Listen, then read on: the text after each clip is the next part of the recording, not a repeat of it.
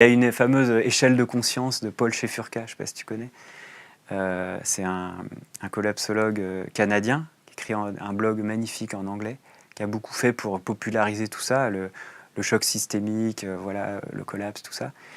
L'association Adrastia a publié un de ses posts, il l'a traduit en français, et ça s'appelle les étapes de la prise de conscience. Et il décrit 5 stades.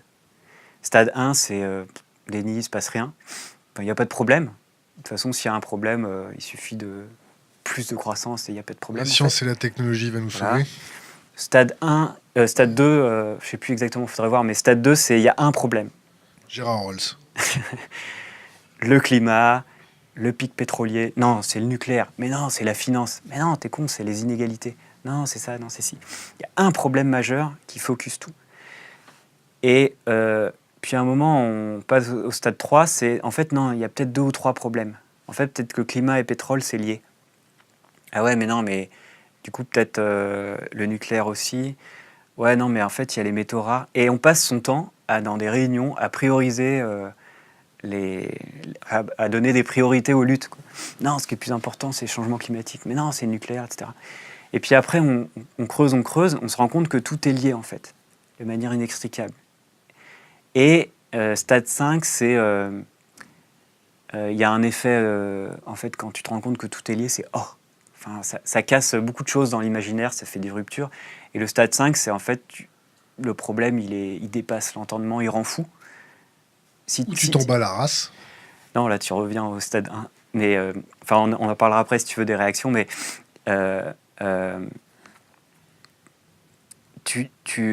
si tu penses trop, tu deviens fou. Et si tu n'y penses pas, tu deviens fou aussi. Et le problème, c'est qu'à chaque stade, on perd 90% des gens. Tu vois, 10%, 10%, de 10%, de 10%. On se retrouve très peu nombreux à être au stade où on se dit, mais en fait, ça va tout changer, le futur, la représentation du monde, mon rapport avec les autres humains, avec les non-humains, avec mes enfants, avec ma femme, avec...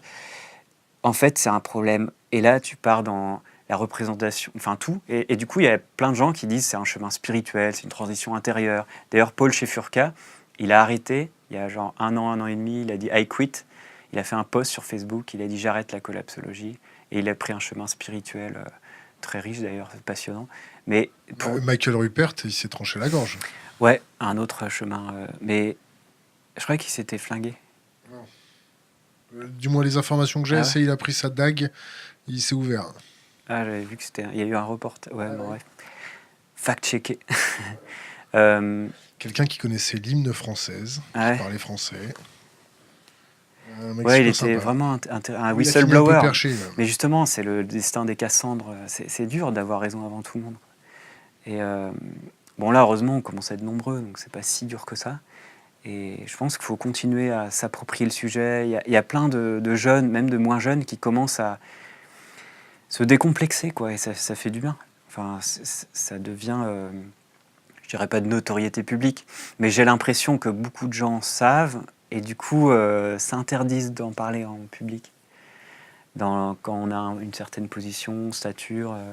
Enfin, j'ai l'impression que ça s'est retourné, que maintenant les gens savent et n'en parlent plus volontairement, plutôt que ne savent pas, et tu vois. Et c'est un peu comme les vaches avant l'abattoir. Elles arrêtent de faire du bruit. Elles savent. Et à un moment, elles lâchent. Il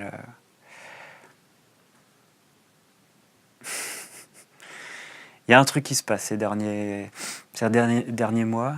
Il y a une prise de conscience et c'est assez massif. On avait dit qu'on parlerait d'un truc, là, juste après. Du coup, j'ai perdu le fil. Fais-toi plaisir. Ah oui, sur les réactions. Ça aussi, c'est marrant parce que on a fait un chapitre marrant dans le bouquin. On s'est amusé à décrire les réactions des gens. Une fois que tu commences à y croire, une fois que tu as eu ces gros déclics, eh ben, il y en a qui sont dans la colère plutôt, qui disent bien fait pour la gueule à ce système, vivement que ça s'effondre. On les a appelés savapétistes, ça va péter. Ils disent voilà, ça va vite péter, bien fait, bien fait. Et un jour ou l'autre, tout se paye. Voilà. Et du coup, c'est plutôt un ressentiment, voilà, un système inique, dégueulasse. Et voilà, et vivement. Et alors, je sais pas si la personne s'inclut dedans, ou se voit en train de voir le monde s'effondrer, je sais pas. Mais c'est une réaction assez courante. Il y a ceux qui, au contraire, se disent bon, bah attends, c'est foutu. Allez, on va au bistrot, on va boire des verres. Tant qu'à faire, on va se faire plaisir. C'est la fin, voilà. Bistrot, et il y a des trucs plus sympas que le Ou bistrot. plus sympa, si tu veux. Faut Puis il y en a qui. Faut essayer Saint-Barth, c'est pas mal. Et il y en a qui, justement, le côté profiter de la vie, qui le décline dans le mauvais côté, c'est-à-dire on va faire chier les gens une dernière fois avant de mourir, et du coup qui se mettent à polluer, à saccager tout parce que c'est la fin.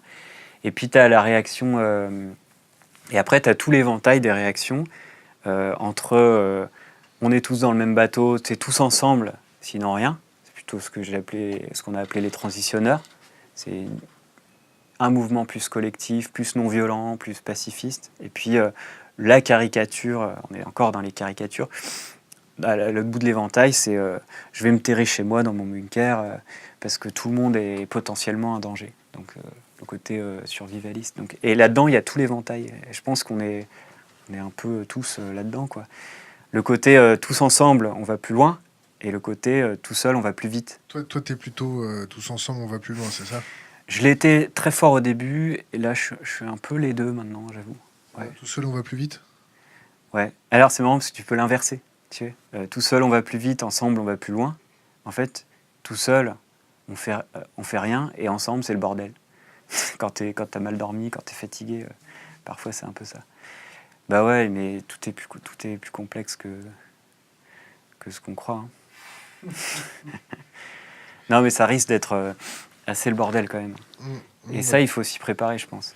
Une bonne boucherie sociale à l'ancienne. Question d'Internet. Comment gérer le nucléaire, ses déchets et infrastructures dans un monde qui s'effondre? Bonne question. Ça, c'est... Il n'y a pas que les déchets dans le nucléaire, en fait. Il y a les centrales, carrément. Ah, les piscines aussi. Bah, les piscines, les centrales. Non, mais les réacteurs. Parce qu'en fait, il faut 2 heures pour éteindre un réacteur. Il faut 4, 5, 6 mois pour le refroidir. Et pendant ce temps-là, il faut de l'énergie. Il faut des ingénieurs qui viennent, il faut des voitures pour les ingénieurs.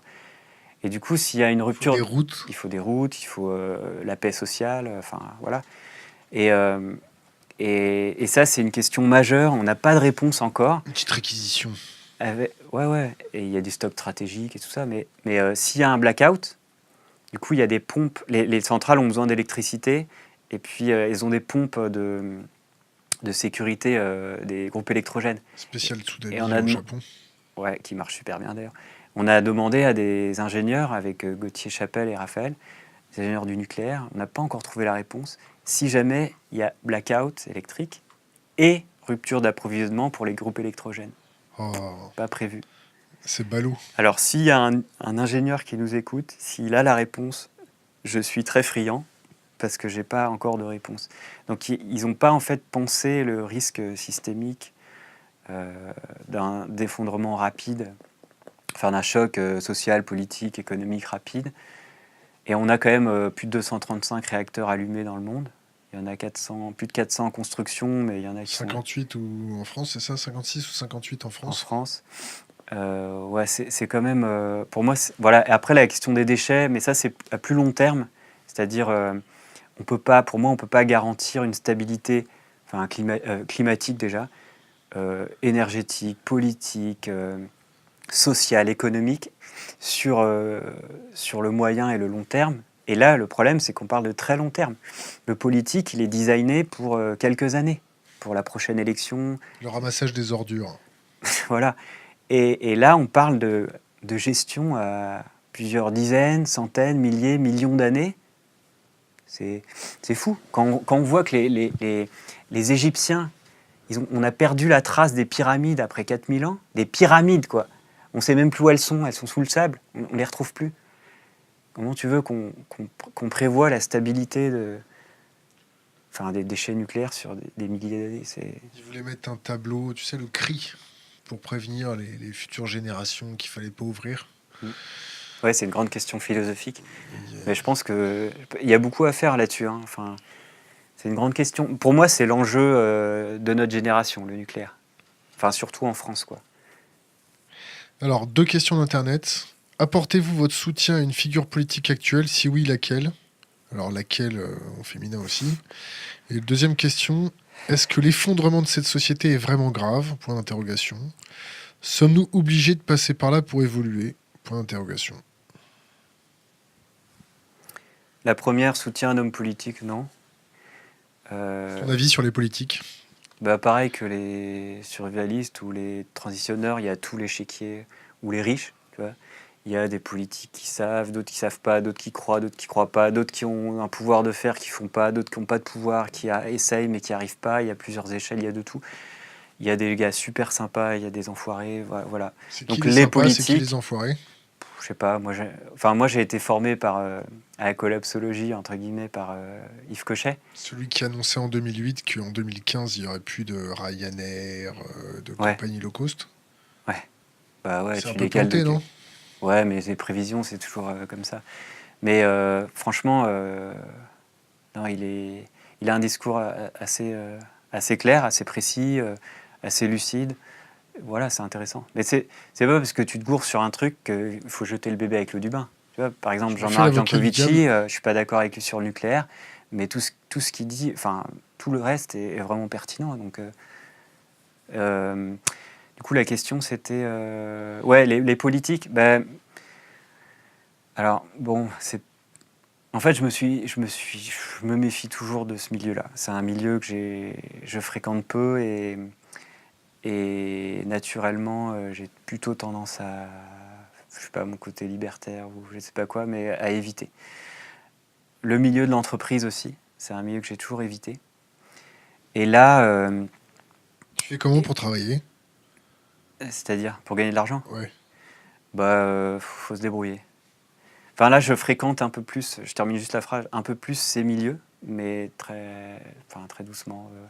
Juste, j'apprends à les connaître, je suis assez prudent. Mais pour vivre, comment on devient collapsologue? C'est une question qu'on me... Non, pas comment on vient. Comment on Tes vit? ressources, si Bah tu ouais, touches comment on des. devient chercheur indépendant D'accord. ou interdépendant, comme on dit. Ben, la débrouille, euh, les articles. En fait, moi, je suis plutôt un intellectuel, donc euh, comment y faire un intellectuel pour vivre? Vendre des articles, des expertises, faire des conférences, vendre des livres, ça gagne pas beaucoup, très peu. Enfin, c'est rare les auteurs qui arrivent à vivre de leur bouquin. Donc moi, j'en vis pas encore. Je fais des conférences. J'ai vécu 2 ans au chômage, grâce au chômage. Là, c'était il y a longtemps. Voilà, j'ai une famille qui m'aide, des parents, une compagne.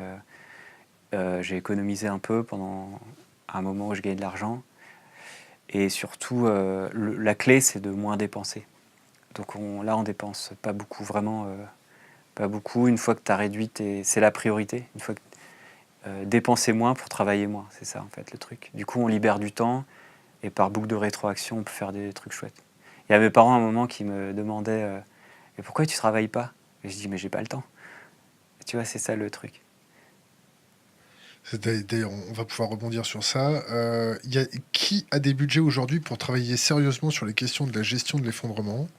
Université, fondation, entreprise? Question d'Internet. Ça, c'est une bonne question, j'aimerais bien le savoir. Bah ouais, parce que moi, mon boulot, je trouve, c'est de mettre en lien des différents milieux qui ne se parlent pas.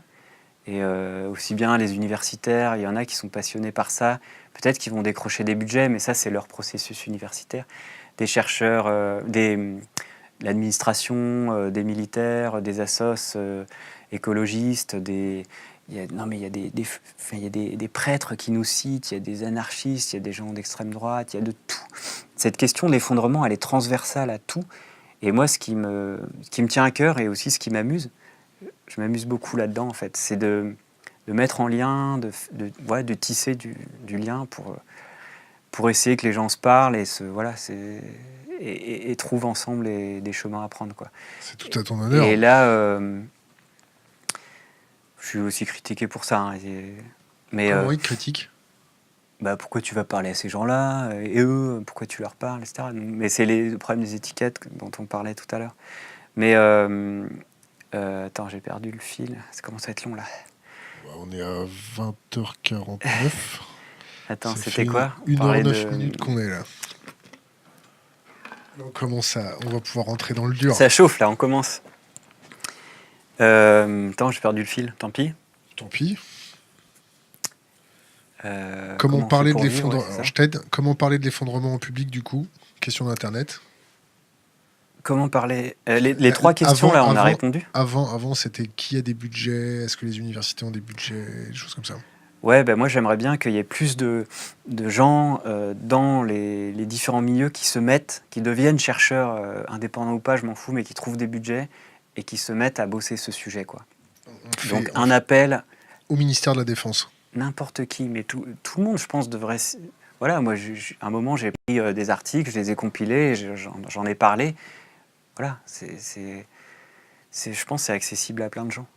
Et il y a plein d'intelligences, mais qui sont mal utilisées en ce moment. Plein d'ingénieurs. Je te jure, je reçois des messages très touchants de gens qui disent j'ai écouté une conférence, j'ai lu votre bouquin, voilà, je suis ingénieur, je fais je sais pas, un mémoire de fin d'études en polytechnique ou je sais pas quoi. J'en ai marre, ça n'a pas de sens. Je vois bien qu'il y a un effondrement et c'est pas utile de faire des bagnoles. Qu'est-ce que vous me conseillez de faire? J'en ai reçu des centaines des messages comme ça. Il y a plein d'intelligence qui est là et qui demande que à être,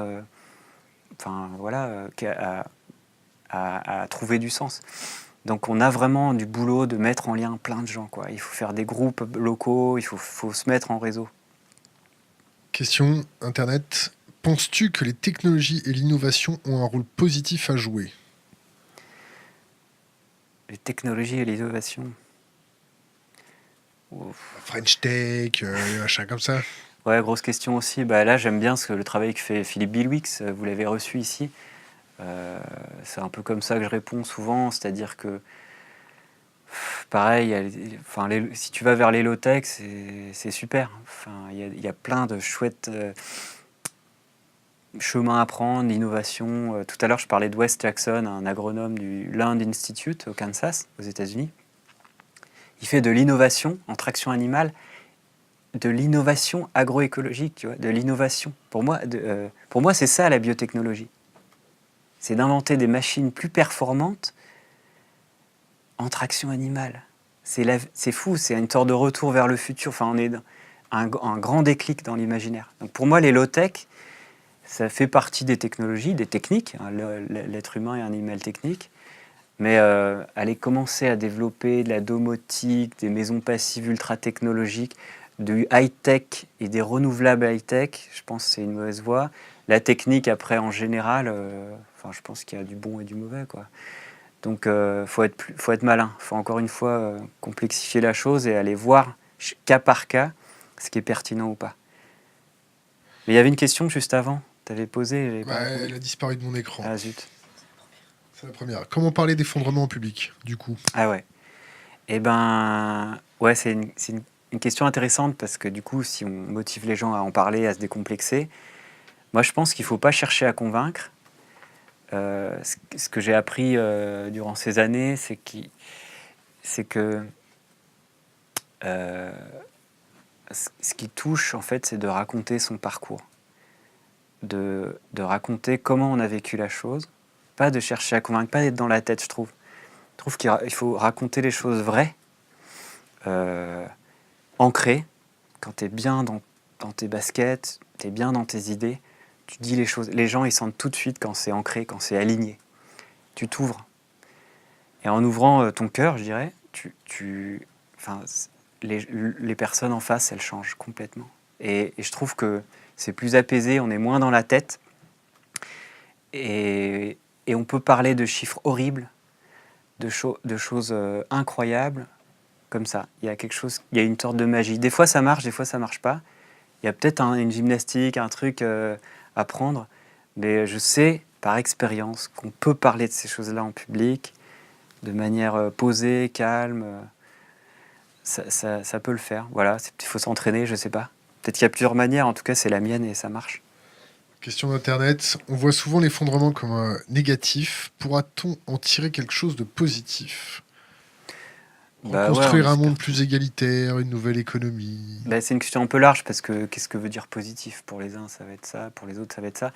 Mais oui, globalement, l'effondrement, on l'a fait exprès, c'est un mot valise, un mot obus, dirait Paul Ariès, qui explose dans la tête, qui n'est pas récupérable.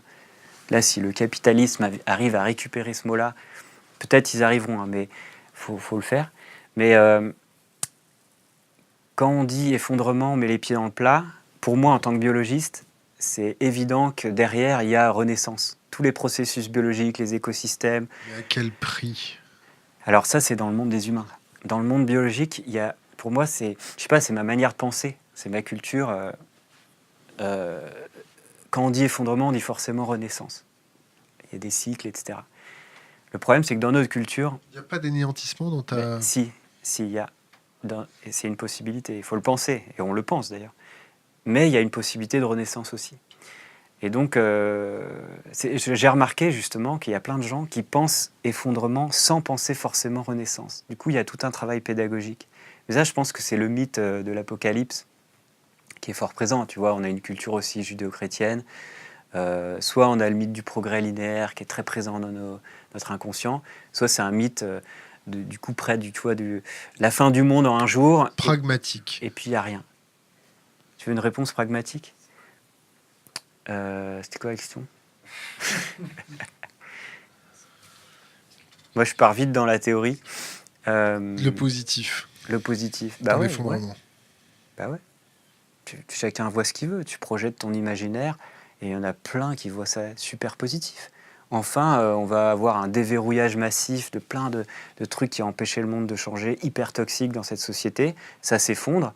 C'est ce que je prends. La métaphore que je prends, c'est l'arbre. Bon, désolé, c'est encore théorique, mais tu as le gros arbre qui s'effondre dans la forêt.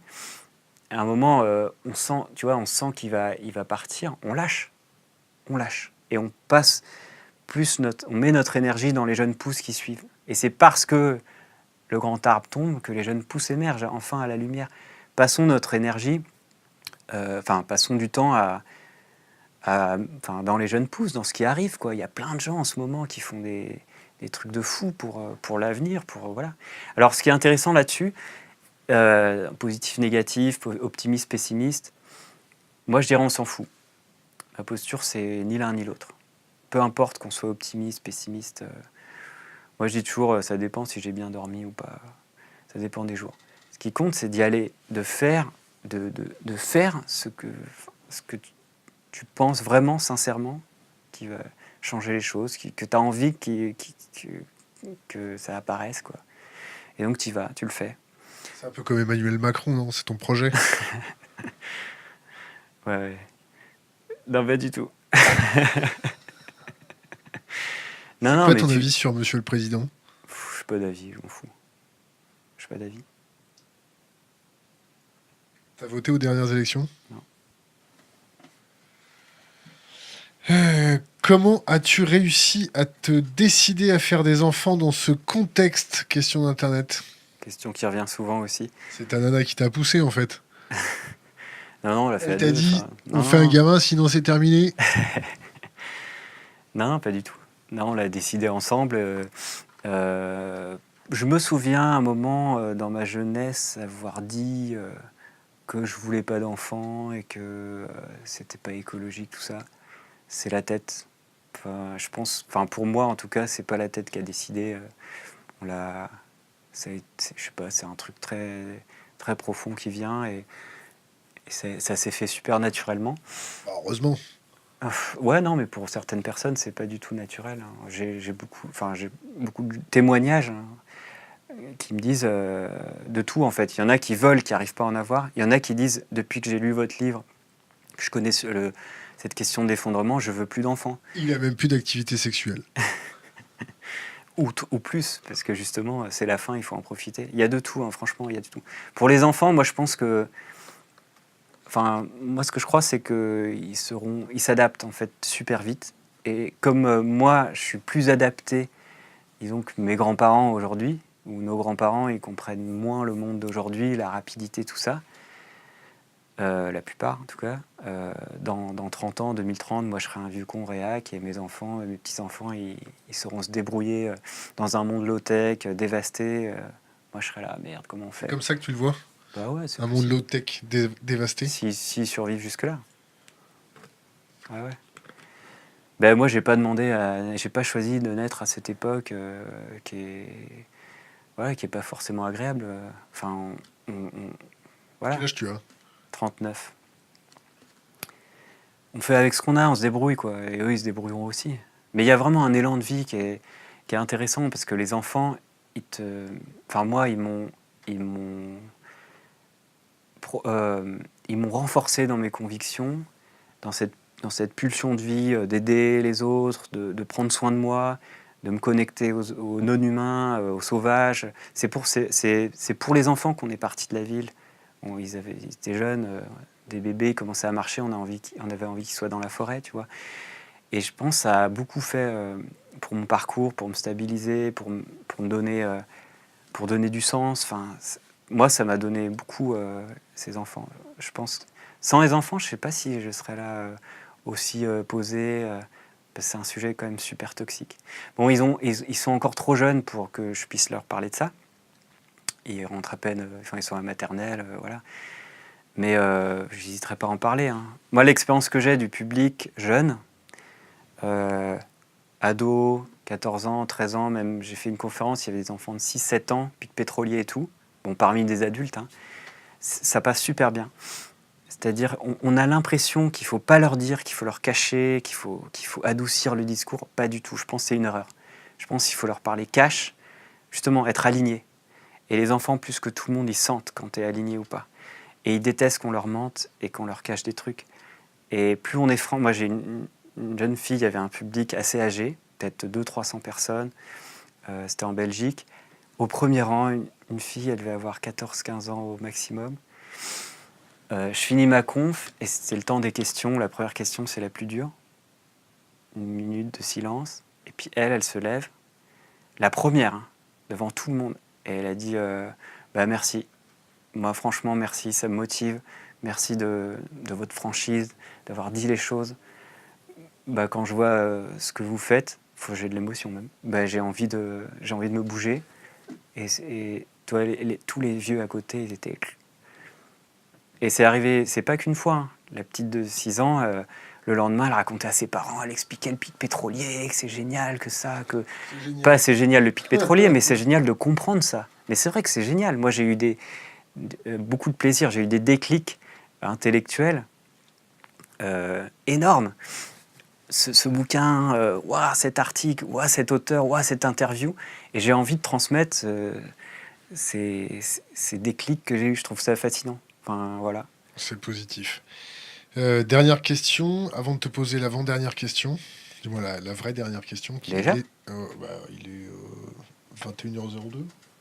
D'autres questions internet? Non, ça va, t'as l'air fatigué. En Ouais, fait. j'étais parti pour des heures. Là. Ah ouais. Qu'est-ce que tu veux rajouter quoi en fait?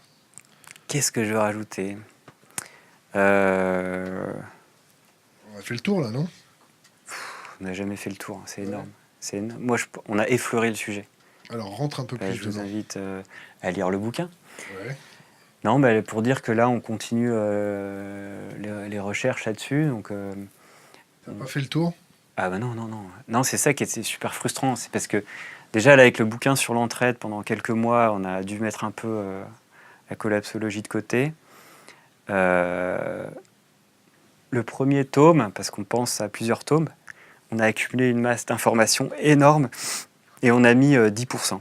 Je pense qu'on a dit 10% de ce qu'on voulait dire à l'époque. C'était en 2013-2014. Maintenant, on a accumulé encore beaucoup de choses. Donc il faut mettre à jour ces données et il faut creuser les autres pistes. Et dans les pistes, il y a des questions passionnantes sur les causes de l'effondrement, par exemple. Parce que nous, on s'est d'abord focusé sur les faits. On a été très neutre et très lisse. On n'a pas parlé de capitalisme, on n'a pas parlé de plein de choses, mais on a voulu s'accorder sur le plus petit dénominateur commun, les faits. Et après, les gens, ils se chamaillent sur les causes, mais c'est une grande question collapsologique. Et puis, sur qu'est-ce qu'on fait après. Ça, c'est une grande question. Elle n'est pas venue ce soir, hein, mais elle vient à chaque fois. Elle vient à chaque fois. Qu'est-ce qu'on fait? Et là, tout le monde a sa théorie. Qu'est-ce qu'on fait? Moi, je pense qu'il faut faire ci, faire ça. Il faut s'acheter une cabane. Non, il faut faire une ville en transition. Mais non, il faut aller voter pour l'Europe, pour je sais pas quoi. Il faut élire Macron, j'en sais rien. Et tout le monde a sa théorie. Et donc, voilà, nous, je pense que au niveau collapsologique, dans les recherches en tout cas, ça c'est les deux grandes questions. Travailler les causes et du coup travailler qu'est-ce qu'on fait au niveau politique. Ce qui m'intéresse, c'est la question collective, la question politique en fait. Mais j'ai découvert j'ai découvert qu'en fait, il faut pas trop se mettre à l'action rapidement, foncer tête baissée. Dans l'action politique? Dans l'action, politique ou pas. Hein, mais C'est ambivalent, tu me dis que tu t'éloignes, ou du moins tu refuses la politique, mais tu t'y intéresses quand même. Mais non, mais la politique politicienne au sens des partis, je veux dire, comment on appelle ça, les partis politiques. La caste. La démocratie représentative telle qu'on l'a, telle qu'on l'a dans nos pays, c'est un système qui me convient pas, qui est verrouillé, voilà. On va pas passer ces dernières minutes à parler de ça, mais je trouve qu'il y a plein de leviers. Non, mais il y a plein de leviers, et il y a des gens qui sont pas d'accord avec moi. Il y a des gens qui disent il faut absolument créer un parti pour influencer, se préparer à l'effondrement. Très bien. Et il y en a qui veulent réinvestir l'Europe. Très bien. Pour moi, c'est des échelles trop grandes. On a dépassé un seuil de convivialité, un seuil de taille critique, au-delà duquel les outils qu'on a créés se retournent contre nous. C'est un classique, Ivan Illich, les années 70, Schumacher, etc. Et là, c'est trop grand. Donc, il faut rester à taille dans l'action politique. Je pense que c'est intéressant d'investir la petite échelle, je ne sais pas, municipale, départementale, etc. Mais même sans l'administration officielle, de réinvestir le collectif, quoi. Des manières de faire de la politique sans les partis. Et puis, non, ce que je voulais dire, c'est que ça, c'est tout un chemin déjà. Réapprendre vivre ensemble, s'organiser, c'est énorme, c'est des années. On n'a pas été éduqué à ça. Démocratie directe, tout ça, on n'a aucune idée.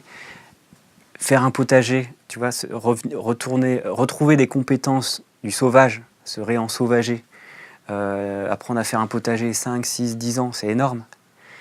Et puis il y a toute cette question qu'on n'a pas trop abordée, mais spirituelle, c'est-à-dire de transition intérieure, de comment on fait, pour rester sain, de ne pas devenir fou. C'est aussi un parcours énorme et qui est très différent. Et on est super mal outillés, que ce soit pour les potagers, que ce soit spirituellement, que ce soit au niveau des outils démocratiques. On n'a pas du tout appris ça à l'école, dans nos sociétés, en tout cas en ville, la majorité des gens. Et du coup, ça met des années à acquérir ça, et on n'a pas ces années. C'est ça le problème.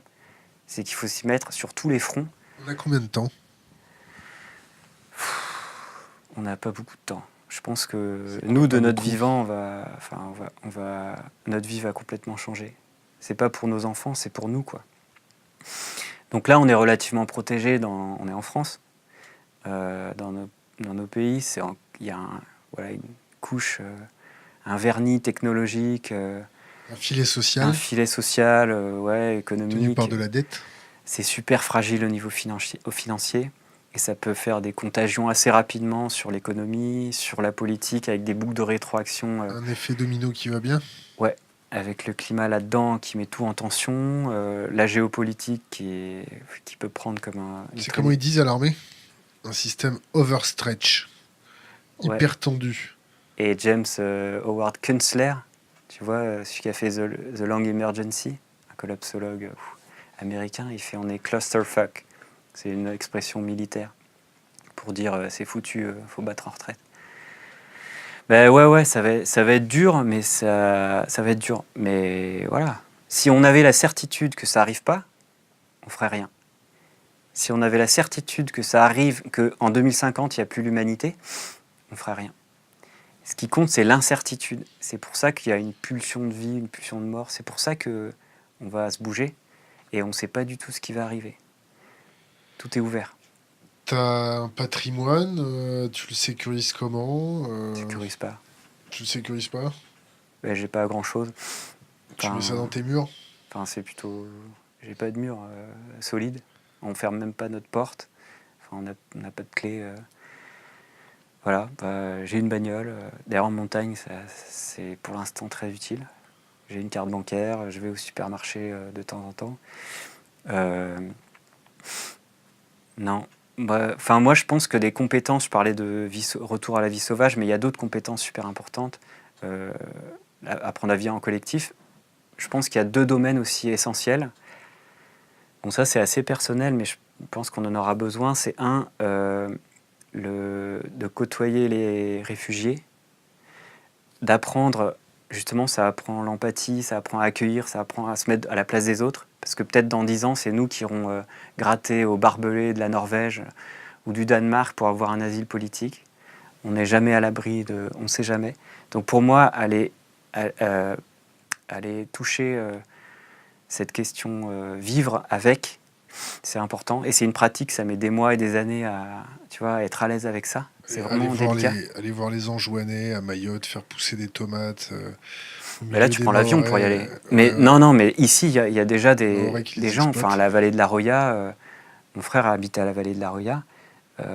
Là-bas, c'est du sérieux, hein. Les jeunes érythréens mineurs qui passent l'école sans blouson, il fait -15. Et ils ont 2 ans dans des pays pas sympas du tout. Ouais, c'est vraiment dur. Donc moi, je pense que ça apprend beaucoup sur ce que c'est que vivre un effondrement. Parce qu'il y a des gens en ce moment-là, des pays, des régions, des gens qui sont déjà en train de vivre, qui ont vécu cet effondrement. Et donc sortir notre bulle de confort. Et puis la deuxième chose qui me paraît essentielle comme savoir à acquérir, c'est les soins palliatifs et l'accompagnement des mourants. Et aller se confronter à la mort, aller accompagner des gens, développer des capacités d'écoute, d'empathie, pour moi c'est essentiel pour les temps qui viennent. On n'est pas du tout habitué, je dis on, c'est la majorité des gens dans notre société, pas tous, hein, mais moi en tout cas, je ne suis pas du tout formé à ça, et j'ai pas d'expérience de la mort, tu vois, et ça je pense que ça va servir. Eh ben, il y a des unités de soins palliatifs volantes si vous voulez vous former. Voilà, il y en a plein en ce moment qui se baladent parce que ça coûte moins cher de laisser les vieux crever à la maison. Une question, tu vas pas pouvoir la répondre, mais je vais la poser quand même. Faut-il investir dans l'or, les crypto-monnaies? Bon, Ça m'intéresse pas, j'y mais je connais sais rien. qu'il y a plein de forums sur Internet. Pour moi, l'or, c'est une devise, comment dire, c'est une valeur Refuge. refuge, merci. Mais juste pendant les crises financières, quelques jours, quelques semaines, c'est un truc pour retrouver ses billes, mais à long terme, c'est rien. Vaut mieux investir des graines, c'est ça? Planter des graines et Ouais. s'aimer. Bah ouais, mais quand tu vois la Grèce, il y a quelques années où il y a eu un collapse quand même financier, économique, sérieux. Ils ont fermé des hôpitaux et tout ça. Les échanges de graines, les potagers collectifs, c'était pas pour faire bisounours. Là, en Syrie aussi, il y a eu des... Le fait qu'ils scient les arbres pour se chauffer, ou des Voilà. choses comme ça. Ah ouais, non, mais c'est du sérieux. Le fait qu'il n'y a plus de financement, plus de retraite, les médecins ne sont pas payés, et ben il y a eu autogestion dans le quartier de gens pour maintenir ouverte une maison de santé de quartier. On est dans le dur. En Grèce, en Syrie, il y a des jardins partagés en ville qui ont été créés, des bourses d'échange de graines et tout. Donc quand tu es dans la merde... Quand tu allais à la maternité en Grèce, il fallait payer, sinon ils te donnaient pas le gamin. Tu te rappelles pas Ah de ouais? ça? Ouais, Ah ouais. non, j'ai pas su ça. Puis on a vu des milices, puis on a revu des pathologies qu'on n'avait plus vues depuis des années. Ça aussi, Ah non? ouais. Ah non, mais attends, il y a 3 manières de mourir en masse. C'est ça. Guerre, maladie, famine. On n'y manquera pas. C'est les 3 manières qu'il y a de mourir en masse. Le climat, le pic pétrolier, tout ça, c'est des mots gentils, théoriques, des chiffres de scientifiques. Mais tout ça, c'est des effets de contagion qui débouchent toujours sur 3 choses. Guerre, maladie et famine. Et les 3 sont interconnectés et se nourrissent l'une et l'autre. Et il peut y avoir des causes climatiques, des causes... On n'arrivera pas à dénouer toutes les causes. Mais ça termine toujours comme ça. Ouais. C'est sûr que si il n'y a plus personne pour ramasser nos déchets dans des villes ultra concentrées, ça va être compliqué de se préserver des épidémies. Hein? Ben ouais. Est-ce que tu as un conseil pour les jeunes générations? C'est pas un conseil, c'est juste désolé. C'est juste m'excuser. Désolé pour... Tu vois, si on met une bouteille à la mer et qu'on la retrouve en 2050 ou en 2100, si jamais il y a quelqu'un qui la retrouve, c'est désolé les gars, on est parti trop vite, on n'a pas rangé, on n'a pas remis les choses en place. On a foutu un bordel monstre et bon courage. C'est ça On ton vous conseil? aime. Ouais. Bon courage, on vous aime, désolé. Tu vois quelque chose à rajouter? Non. Pablo Servigne, merci. Merci. Coupé.